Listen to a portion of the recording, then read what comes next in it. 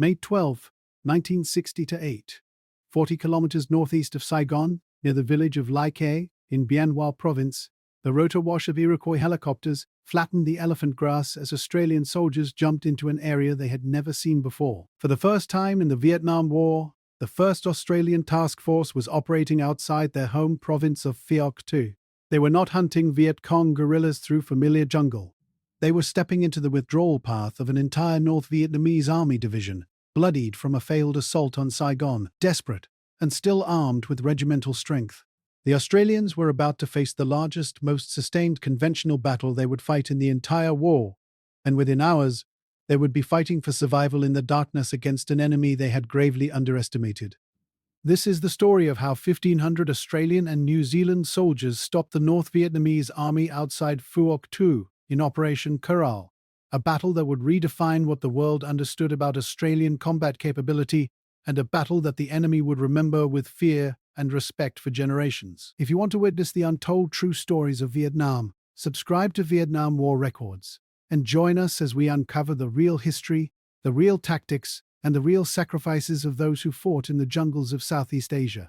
To understand why the Australians were there at all, we must go back 5 days. On the 5th of May 1968, the North Vietnamese Army and Viet Cong launched what became known as the Mini-Tet Offensive. It was the second wave, a calculated strike designed to influence the Paris peace talks scheduled to begin on May 13th. Saigon was the prize. 5 Viet Cong battalions penetrated the outer defenses of the South Vietnamese capital, plunging the city into chaos. For 3 days, American and South Vietnamese forces fought street to street, house to house. The fighting was brutal and public. Television cameras captured it all. By May 12th, the offensive had been repulsed. The Viet Cong lost over 5,500 men in just 1 week. 652 killed, over 2,000 wounded. It was the bloodiest week of the war for the United States. But the battle was not over. The North Vietnamese and Viet Cong forces had to withdraw. They had to escape north, regroup, and survive to fight again. Intelligence reports told the American command that the enemy would use the corridors northeast of Saigon, moving through Bien Hoa Province along Route 16, heading toward their sanctuaries in War Zone D and across the Cambodian border. That was when the call went out to the Australians. The 1st Australian Task Force, based at Nui Dat in Phuoc Tuy Province, had spent the previous 2 years perfecting counterinsurgency operations. They knew their province. They knew the villages, the trails, the enemy tactics. They had fought the Viet Cong D-445 Battalion, the local guerrillas, and the shadowy political cadres. They had learned patience. They had learned to move silently, to ambush with precision, to read the jungle like a language. But Phuoc Tuy was their world. Now they were being asked to step outside it. Brigadier Ron Hughes, the commander of 1st Australian Task Force, received orders from Lieutenant General Frederick Wayand, commander of the 2nd Field Force Vietnam. The mission was clear: deploy northeast, block the withdrawal routes, intercept the North Vietnamese 7th Division, destroy them if possible, delay them at minimum, protect Saigon from any renewed assault. The Australians would move into an area of operations they had never seen, designated AO Surfers, just east of the American base at Lai Khe. They would establish fire support bases, patrol aggressively, and engage the enemy wherever he appeared. It sounded straightforward.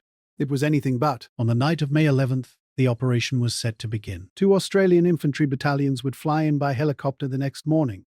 1st Battalion Royal Australian Regiment, commanded by Lieutenant Colonel Philip Bennett, and 3rd Battalion Royal Australian Regiment, under Lieutenant Colonel Jim Shelton. They would be supported by the 102nd Field Battery of Australian Artillery, the 161st Battery of the Royal New Zealand Artillery, armoured personnel carriers from the 3rd Cavalry Regiment, engineers and reconnaissance helicopters.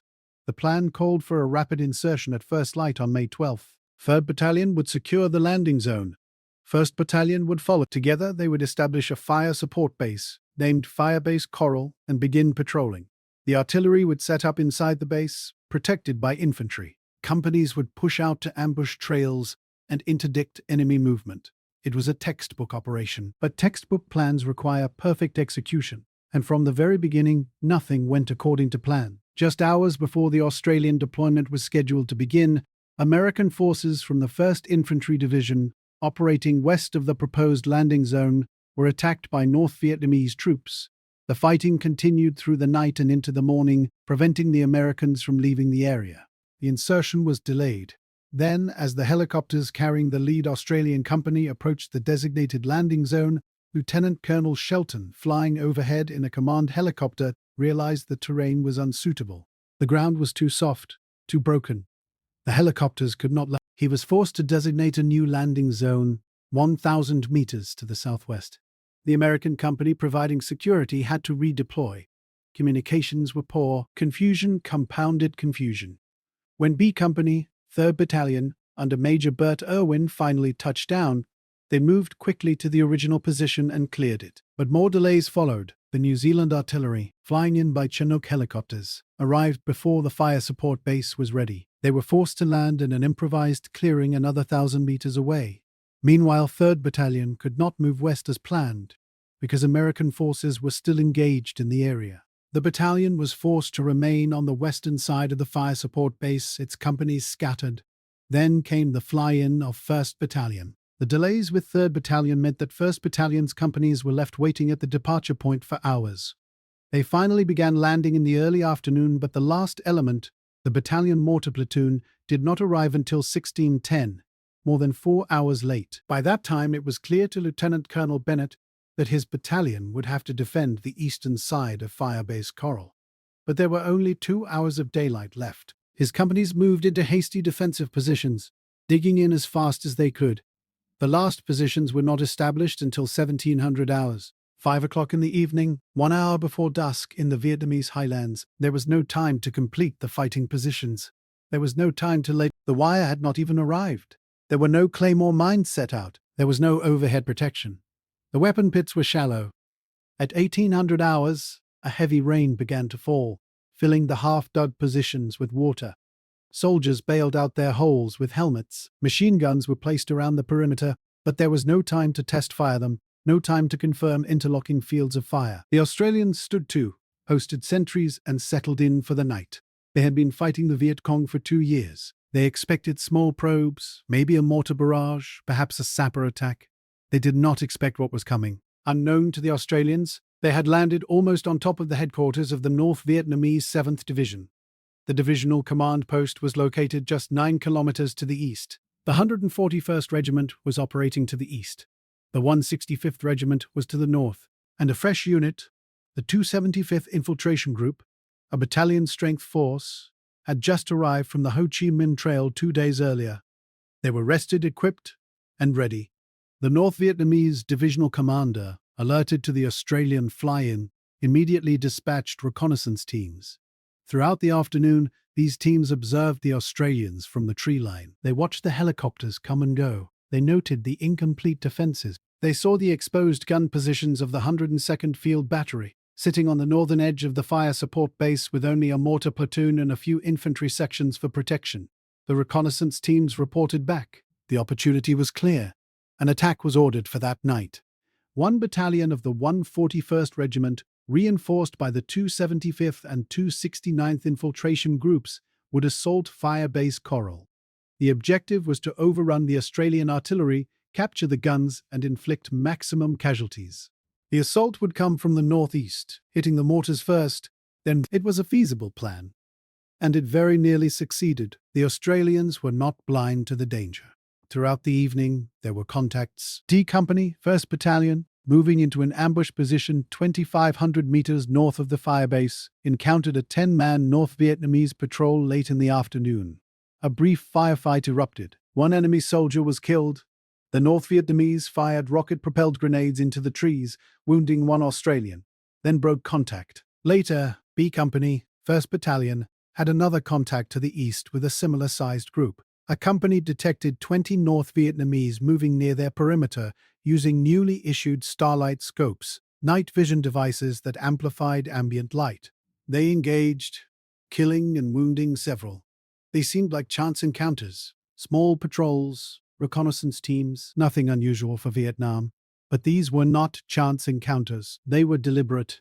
The North Vietnamese were marking assault lanes, probing the perimeter, identifying gaps. At 2:25 in the morning, 3 North Vietnamese soldiers walked into an ambush set by D Company. In a brief contact, 1 was killed. The others fired rocket-propelled grenades before fleeing. 1 Australian was killed. 11 were wounded, all from a single platoon, struck by shrapnel in the confined space of their position. Still, the Australians did not realize what was happening. The enemy had already bypassed the forward companies. Moving in the rain and darkness, they had conducted a forced night march and dug in within 250 meters of Firebase Coral, completely undetected.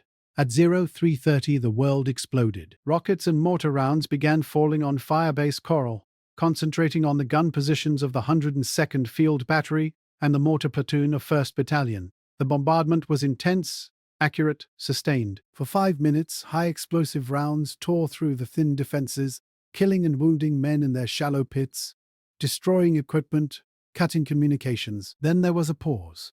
10 minutes of silence. The Australians used the time to check casualties, redistribute ammunition, prepare for what they knew was coming. Then flares shot into the sky, illuminating the battlefield with harsh, flickering light. And the North Vietnamese came. 2 companies, moving fast from the northeast, firing their AK-47 assault rifles from the hip, shouting, blowing whistles, covered by heavy machine gun fire from 12.7mm DHK guns positioned in the tree line. The assault hit the 1st Battalion mortar platoon first. The mortarmen fought back with rifles and grenades, but the North Vietnamese were already among them. The position was overrun. 5 Australians were killed in the first minutes. 8 more were wounded. The enemy did not stop. They flowed through the position, moving toward the gun line at speed, their objective clear. Capture the guns. Destroy the firebase. Break the Australian position. But the Australians did not break. The gunners of the 102nd Field Battery saw the enemy coming. They had no time to call for fire support. They had no time to adjust They simply loaded their 105mm howitzers with flechette rounds, anti-personnel ammunition packed with thousands of tiny steel darts, and fired directly into the oncoming assault at point-blank range. The effect was devastating. Each round released a cone of supersonic metal, scything through the North Vietnamese ranks like an invisible blade. Men fell in clusters. The neat assault lines disintegrated into small groups, disoriented, bleeding, stumbling over their own dead. The guns had been laid facing east for a previous fire mission, but just before the attack, they had fired to the north. By sheer chance, they were pointing directly at the North Vietnamese axis of the fortune of war. But fortune alone does not win battles. The gunners kept firing. Round after round, flechette, high explosive, flechette again. The air was thick with smoke and the stench of propellant and to the south. The 1st Battalion Anti-Tank Platoon, commanded by Lieutenant Les Tranter, brought their 90mm recoilless rifles into action. They fired flechette rounds as well, sweeping the area in front of the mortar position, cutting down North Vietnamese soldiers who had paused there, uncertain, trapped between the overrun mortars and the blazing guns ahead. But the enemy had achieved a break-in. They were inside the perimeter. They were among the mortars, attempting to turn the tubes against the Australians. It was a moment of absolute crisis. Lieutenant Tony Jensen, the second in command of the mortar platoon, made a decision that would later be studied in military academies. He called for the recoilless rifles to fire on his own position. He asked his own men to direct flechette fire into the area where Australians and North Vietnamese were fighting hand-to-hand. Lieutenant Colonel Bennett, monitoring the battle from his command post, understood what was being asked. He approved. The anti-tank platoon adjusted their aim and fired. The flechette darts tore through the mortar position, clearing everything above ground level. North Vietnamese soldiers fell. Several mortar tubes were damaged, but the position held. The immediate threat was neutralized, and the enemy advance stalled. At the gun line, the fighting became even more desperate. The North Vietnamese assault reached the edge of the battery. They overran two. They captured gun number 6 on the extreme flank and attempted to destroy it with satchel charges. Australian gunners and North Vietnamese soldiers occupied adjacent weapon pits, fighting at arm's length with pistols, grenades, rifle butts, and bare hands. The noise was overwhelming. The darkness, broken only by muzzle flashes and flares, turned the battlefield into a surreal, hellish confusion of shadow and light. Captain Ian Ahern, the gun position officer, moved among his men, coordinating the defense, directing fire, dragging wounded soldiers to cover. The Australians threw grenades into the enemy-occupied pits. The anti-tank platoon continued to fire flechettes across the gun line, regardless of how close the enemy was. There was no other choice. It was kill or be killed, destroy the enemy or lose the Slowly, yard by yard, the Australians drove the North Vietnamese back. The gunners ran out of fletchette rounds. They switched to high-explosive shells with delay fuses. They depressed the barrels of their howitzers, aiming at the ground 40 to 50 meters in front of their positions. The shells hit the earth, ricocheted into the air, and exploded above them. It was an improvised technique, born of desperation, and it worked. The North Vietnamese, already decimated by the flechettes, now faced airbursts that shredded anyone still standing. Throughout the battle, fire support poured in from every available source. The New Zealand gunners at the 161st Battery, positioned 1,000 meters away, fired mission after mission, adjusting their rounds to within 20 meters of the Australian positions. American artillery batteries within range joined in. Helicopter gunships from the 1st Cavalry Division arrived overhead, strafing the tree line with rockets and minigun fire. A C-47 spooky gunships, lumbering, propeller-driven aircraft fitted with side-firing miniguns, circled above, pouring thousands of rounds per minute into the enemy withdrawal routes. Flares floated down on parachutes, turning night into a ghastly flickering twilight. Forward observers crouched in shell scrapes talked the fires onto target, their voices calm despite the chaos. Adjust left 50. Drop 100. Fire for effect. The North Vietnamese fought with discipline and courage, but they could not prevail against such overwhelming firepower. At 0430, just 1 hour after the assault began, the main attack faltered. The enemy began to withdraw toward a rubber plantation to the northeast, carrying their dead and wounded. But they left a company-sized rearguard to cover the retreat and prevent the Australians from pursuing. The Australian gunners, exhausted, continued to engage with whatever ammunition remained. High explosive. Flechette. Anything that could kill. At 0500, the North Vietnamese tried again, taking advantage of a fire that had been extinguished, a fire the Australians had been using to guide the helicopter gunships. The enemy launched a second assault. But this time they were greatly reduced in numbers, disorganized, and demoralized. The attack was quickly broken up in a crossfire of artillery and small arms. At 0530, helicopter light fire teams, small reconnaissance helicopters armed with rockets and machine guns, arrived on station and forced the remaining North Vietnamese rearguard to abandon their positions. The battle was over. At 0545, the New Zealand battery began firing on likely withdrawal routes, harassing the enemy as they fled. As the pre-dawn light began to brighten the eastern sky, the Australians commenced a sweep of their positions. The 102nd Field Battery cleared the gun line. Lieutenant Colonel Bennett, accompanied by the anti-tank platoon and a medical team, cleared the rest of the perimeter.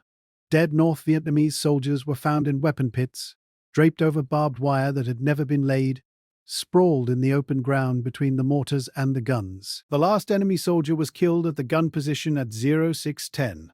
By 0625, Firebase Coral was secured. At 0630, helicopters began landing to evacuate the Australian dead and wounded. By 0800, the North Vietnamese had completed their withdrawal, disappearing into the jungle to the northeast. The cost had been terrible. 9 Australians were killed, 28 were wounded, 1 howitzer was damaged, 2 mortars were destroyed, 52 North Vietnamese soldiers lay dead around the perimeter, their bodies tangled in the wire that was not there, sprawled across ground they had nearly taken. 23 small arms and 7 crew-served weapons were captured, but the true enemy casualty count was much higher. The North Vietnamese had carried away many of their dead and wounded under cover of darkness.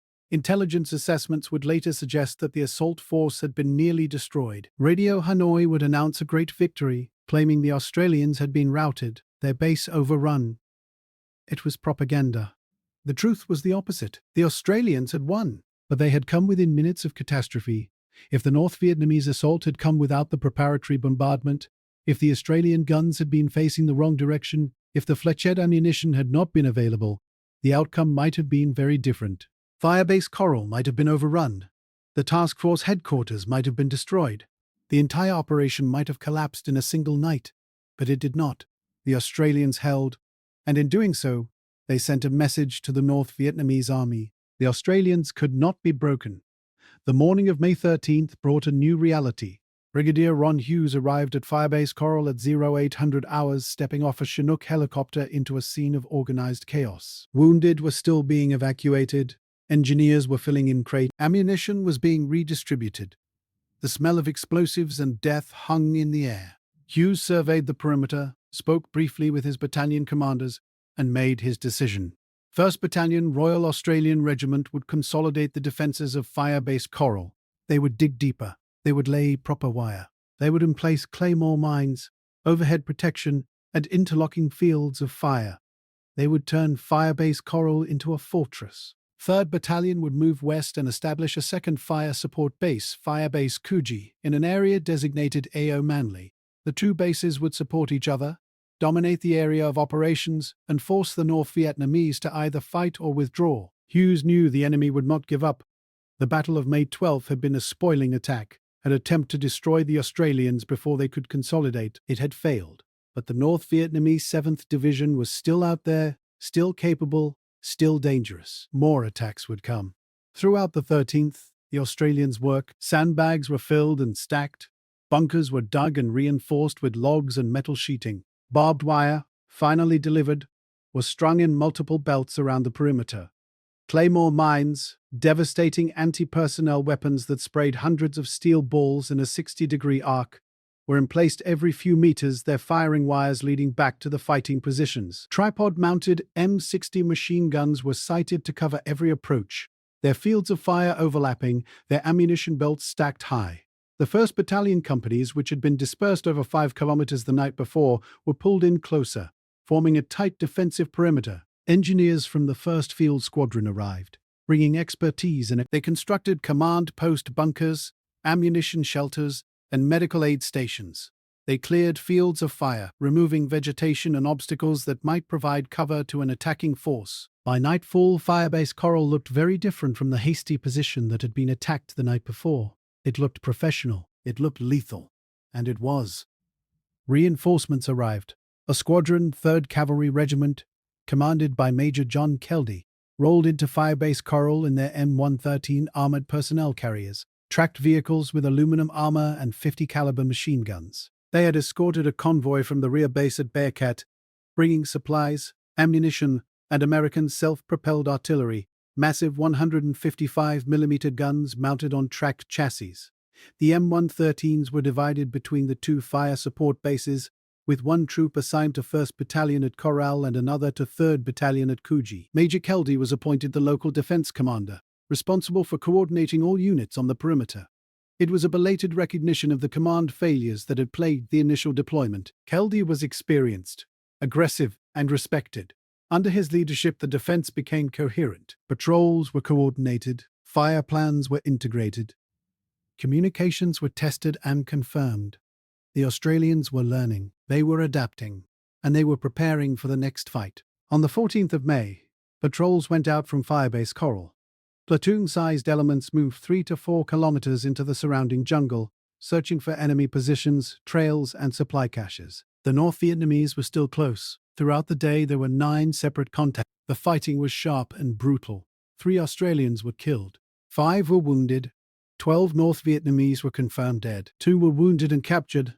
The enemy was probing as well, trying to determine Australian strength and dispositions. Late in the afternoon, 2 separate actions occurred within half an hour of each other, both involving platoons from 1st Battalion.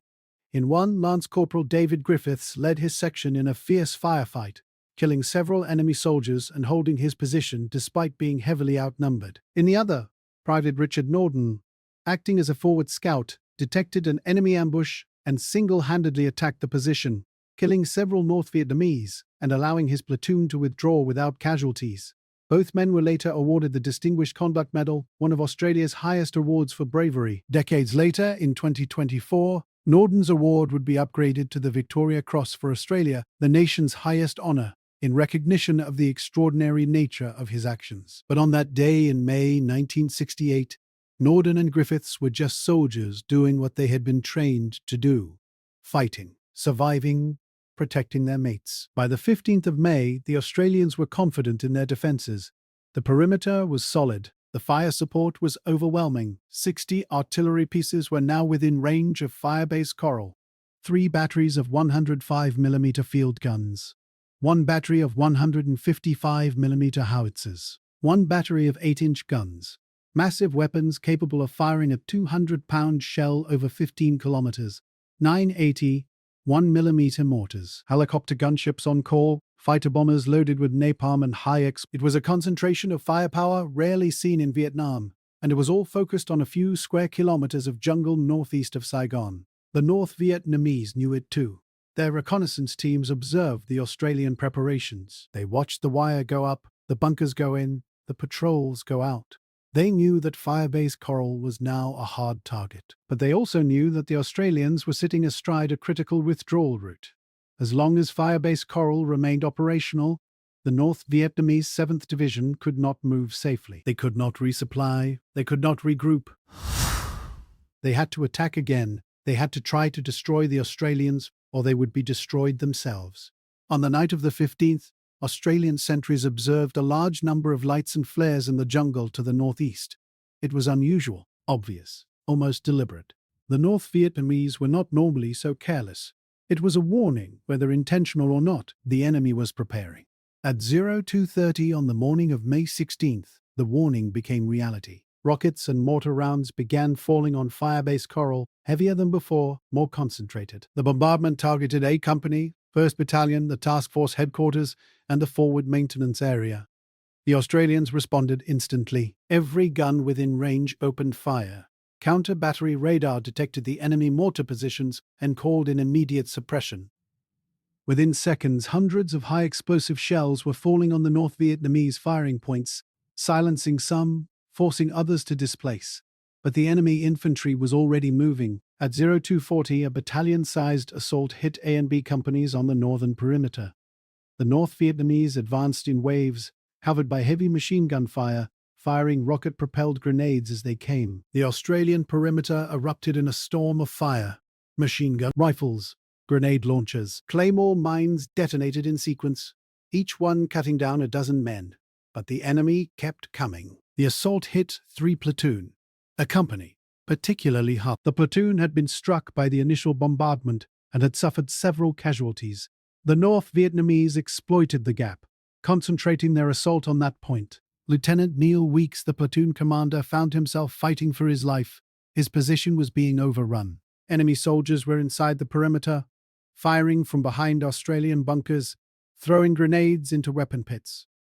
Weeks made a decision that would define his leadership. He ordered his men to fix bayonets. The long steel blades clicked onto the ends of their rifles. Then he reorganized the defense, moving from position to position under fire, directing his soldiers, calling in mortar fire danger close, within meters of his own men. The high-explosive rounds landed among the attacking North Vietnamese, killing them in clusters. The assault wavered. Weeks pressed the advantage, leading a counterattack that drove the enemy back out of the perimeter. His leadership, his courage, and his refusal to yield stabilized the position. He would later be awarded the Military Cross. But on that night, in that moment, he was simply trying to keep his men alive.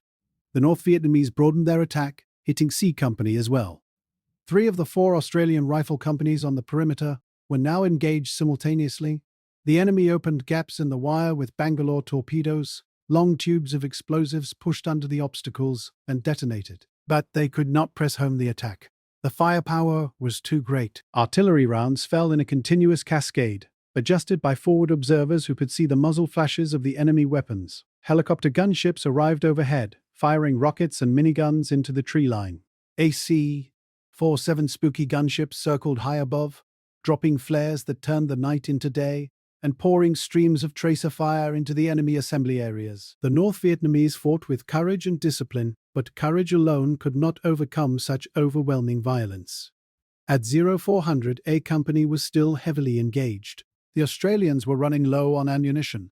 An M113 armored personnel carrier, driven by a cavalryman who ignored the rocket-propelled grenades streaking past, drove through the perimeter and resupplied the company under fire. A recoilless rifle team was pushed forward to provide additional support. The Australian line held. At 0515, the North Vietnamese launched another assault, targeting the boundary between A and C companies. It was repulsed by mortar fire. Then, in a final desperate effort, a 2-battalion attack hit all 3 companies simultaneously.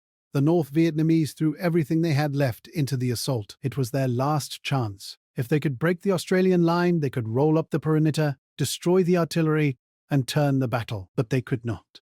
The combined firepower of the Centurion tanks, which had arrived the day before, the artillery, the mortars, the machine guns, the rifles, the grenades, everything the Australians had, met the assault and shattered it. The North Vietnamese broke.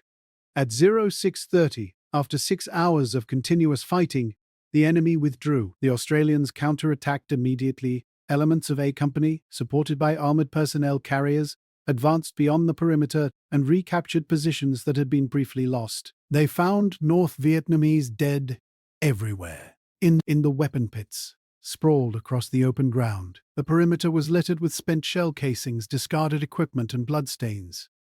As dawn broke, the Australians counted the cost. 5 killed, 19 wounded. 2 American artillerymen also wounded. 34 North Vietnamese bodies were recovered from the immediate perimeter, but intelligence reports would later reveal the true scale of the enemy defeat.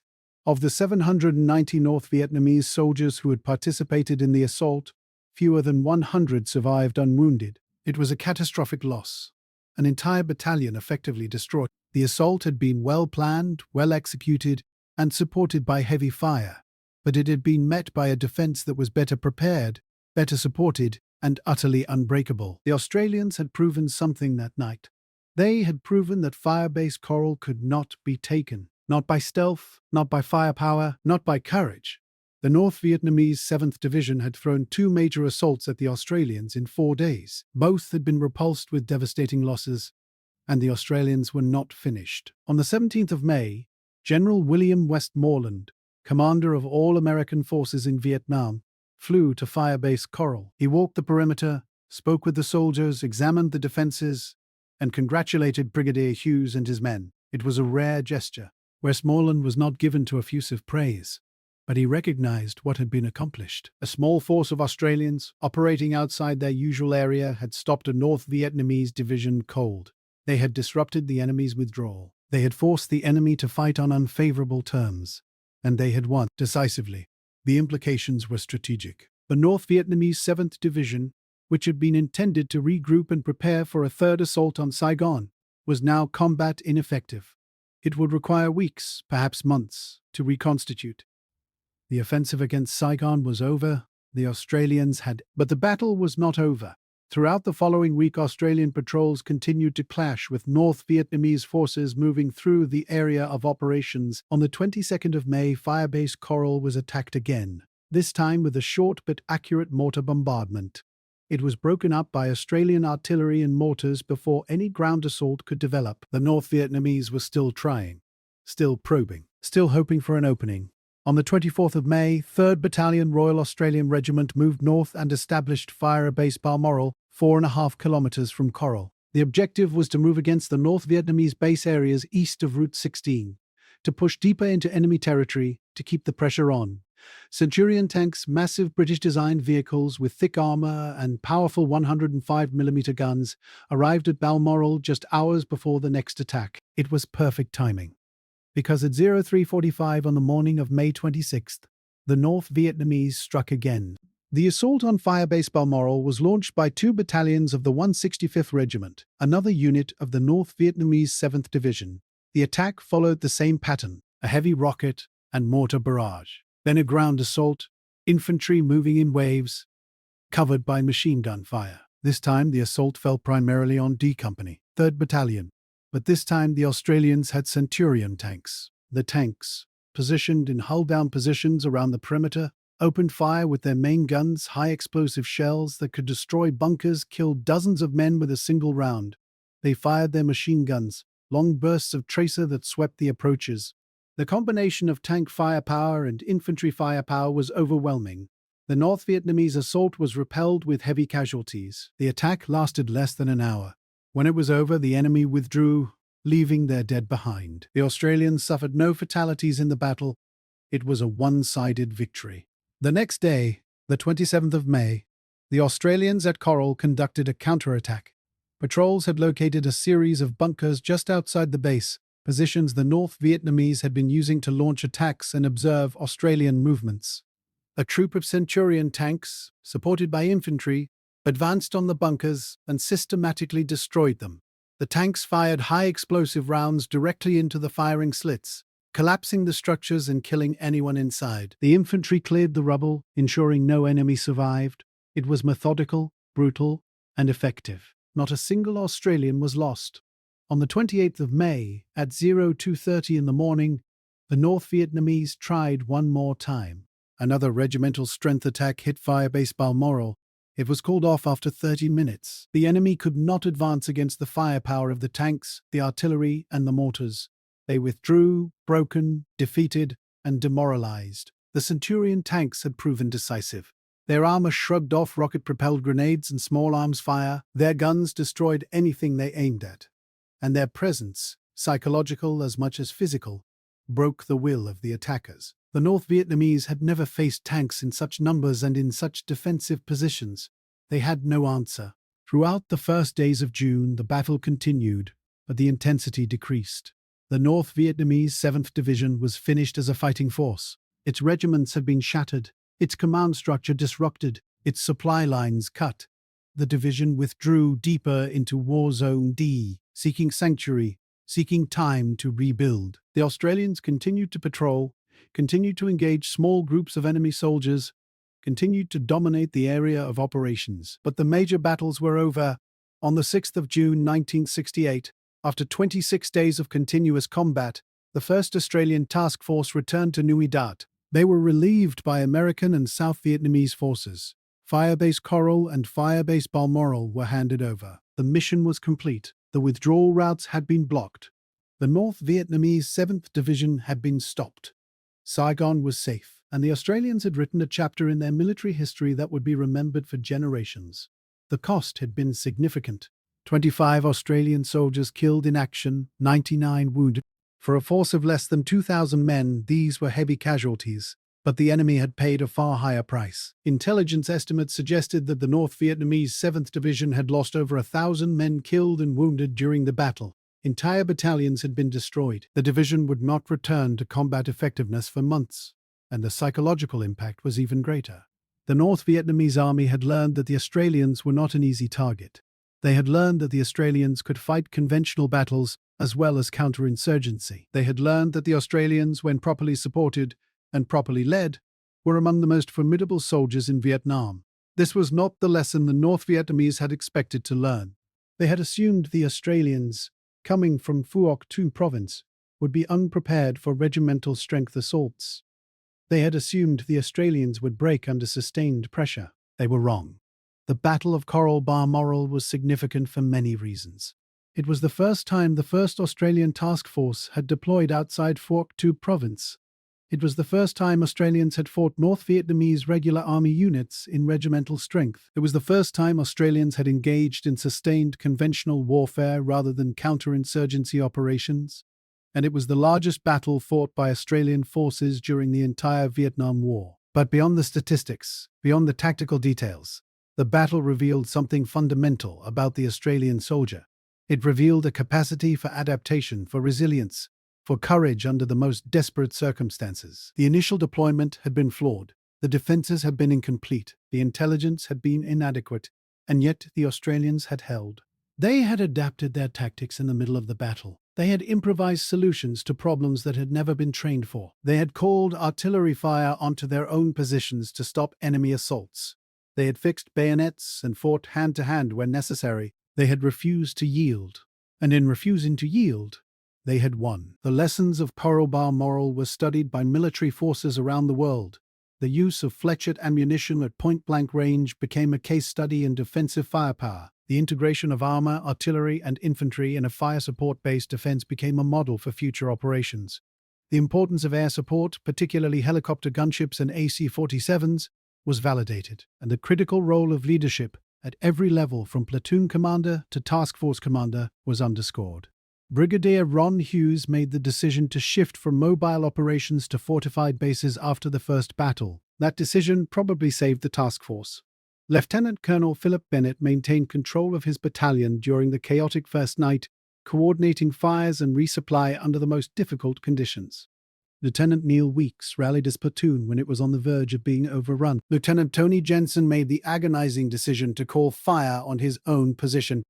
These were not decisions made in training exercises. These were life and death choices made in seconds, under fire, with incomplete information. And they were the right choices. For the North Vietnamese, Coral-Balmoral was a painful lesson. The 7th Division had been one of their most experienced units, veterans of years of fighting against American and South Vietnamese forces. They had expected to withdraw from Saigon, regroup, and prepare for further operations. Instead, they had been intercepted, engaged, and defeated by a smaller force. The division's after-action reports, later captured by Allied forces, revealed deep frustration. The reports noted the effectiveness of Australian firepower, the discipline of Australian soldiers, and the difficulty of achieving surprise against an enemy who patrolled aggressively. The reports recommended avoiding direct engagement with Australian units whenever possible. It was a remarkable admission. The North Vietnamese army, which had fought the French, the Americans, and the South Vietnamese with determination and success, now counseled caution when facing the Australians. That caution was born of respect earned in the darkness and chaos of Firebase Coral, respect earned through blood and fire. The battle also had strategic implications. The failure of the May offensive to achieve its objectives, combined with the heavy casualties suffered by the North Vietnamese in the withdrawal phase, forced Hanoi to reconsider its strategy. The planned third assault on Saigon was postponed indefinitely. The route through Bien Hoa Province, which had been considered secure, was now contested. The North Vietnamese were forced to use longer, more difficult routes through Cambodia and Laos, adding weeks to their movement times and exposing them to interdiction by Allied forces. The 1st Australian Task Force, in 26 days of combat, had achieved what larger American operations had struggled to accomplish. They had stopped a North Vietnamese division and forced it out of the war for months, and they had done it with fewer than 2,000 men. The Australians returned to Nui Dat as heroes, though they would never have used that word. They returned as survivors.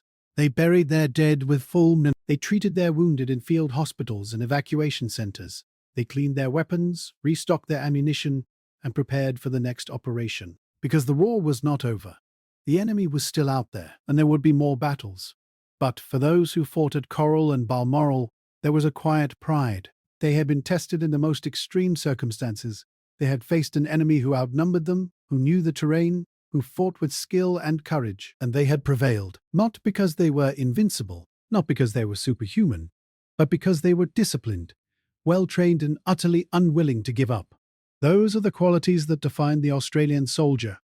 Those are the qualities that were proven beyond any doubt in the jungles northeast of Saigon in May of 1917. Today, the Battle of Coral-Balmoral is commemorated every year in Australia, on the 12th of May. Veterans gather to remember their fallen comrades, to share stories, and to honor the sacrifice of those who did not come home. The battle is studied in military colleges as an example of effective combined arms defense. The fire support base, once considered a static and vulnerable position, was proven to be a powerful defensive tool when properly constructed and aggressively defended. The lessons learned at Coral shaped Australian military doctrine for decades, and the reputation earned by the 1st Australian Task Force in those 26 days of combat endures. The Australians had stopped the North Vietnamese army outside Phuoc Tuy. They had blocked the withdrawal routes.